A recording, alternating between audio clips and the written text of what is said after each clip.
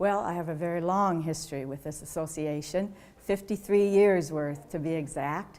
I've been a member, a volunteer, a program participant, and an employee. And it all started back in the 1958-59 school year when I was a student at McKinstry Junior High School here in Waterloo. And I joined a Y Teen Club. At that time, the Y had clubs in the schools, the junior highs and the high schools. So I was in the Y Teen Club 3 years at McKinstry and then 3 years at East High School. The YWCA is such an important, vital organization into the community and the Cedar Valley. Last year, I believe we served over 7,000 individuals. That alone speaks for itself. There's a need. Fortunately, we have a very active board. We are a working board, and they are all very engaged into the YWCA. Our mission has always been the same, to eliminate racism and empower women. And it's been that way for 100 years. But through those 100 years, the mission stayed the same, but the programming had to change with the environment and the times. So it's important for us to recognize the needs of the community and implement those programs, and to ensure that we continue with the mission for another 100 years. As you might imagine, it's been like a second home to me, like a second family to me. And in fact, other than my family or after my family, has probably had the greatest impact of anything on my life. You know, it's an old building, a beautiful, dear old building, beautiful structure on the outside. And on the inside, it's full of progressive women.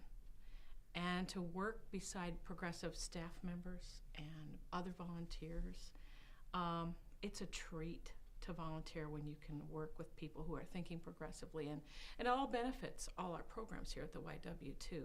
In your pebble in the pond is pretty vast because you're helping women and their families, but it's like a volunteer home here. So you love it because it makes you feel really, really like you're doing something worthwhile with your volunteerism. Kids do daycare on Wednesdays from 9 a.m. till 5 o'clock. And if I'm not mistaken, it is the Y Kids program. And Natea and Tamar are in preschool this year. And they do an after-school program, too, with the Y Kids. Last year, Natea did a gymnastics program that she really, really liked, and it was fun, and the teachers were very good. On Wednesdays, they do not have school because they're pre-K, so they come down here, and it's just a wonderful program. They color, they do art stuff, they swim. On nice days, they go down to a park. I mean, there's just lots of activity all day long. I felt it was a good program, and we checked around a lot of places, and they work with you a lot. They want you down here. They will work out a program that works for you. For my daughter at the time, she was not working, and she is on a scholarship program, which is a discounted type program. And everybody down here works really well with you. They want you here. They welcome you with open arms. It's a great program. It really is. Then, of course, there's my friends. I think almost every friend I have has some connection with the YWCA, whether it's the tours or longtime friends going clear back to Y-Teens, Hiking Club, Book Discussion Club. So it's had a big impact on my life. I'm involved as a board member and the vice president of the board currently, just starting my second year as that.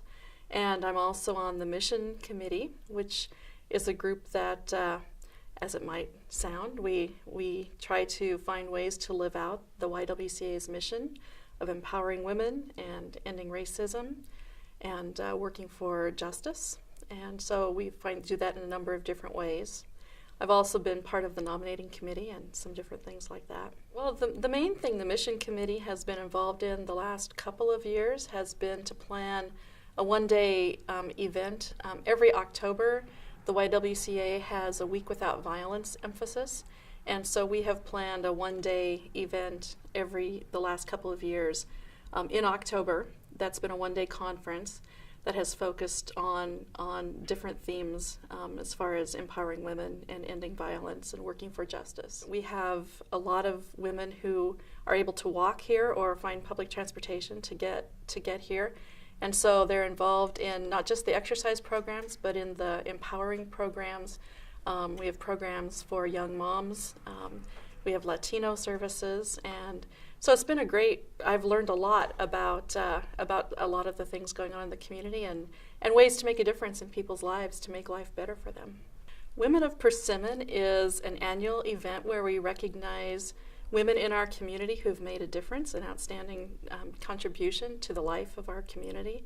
And it's something that we've done for several years, and it's always a fun event because it gets a lot of people together, and we have a great lunch. And then we also get to meet women who have done extraordinary service or who have been involved in things that have really made a difference for other people in this community and for themselves. About 19 years ago, when I left the legislature, I had time to exercise, and so I started coming down here first for water aerobics, and then I added bodybuilding, and I've been doing that ever since, about 5 days a week. I think probably the best thing is that because of all of my working out here, exercising, that I'm healthy and strong. At my age, I kind of need to keep my strength up, and so 5 days a week exercise is good for me. I've stayed involved with the YWCA because I believe so strongly in its mission, eliminating racism and empowering women, that the programs that they run, it's just a wonderful organization. And the other thing I like about the YWCA is that if a family has some financial difficulties, they can come to the YWCA and pay on a sliding fee scale less than what the classes are charged for other people. And I think that's really, really important to give people of all levels the opportunity to participate. There are a lot of women who come here who are older, and they may be overweight, but nobody ever makes them feel as though they shouldn't be here. They don't have to dress a certain way. They don't have to feel self-conscious about the way they look. And I think that's a really wonderful thing about this place.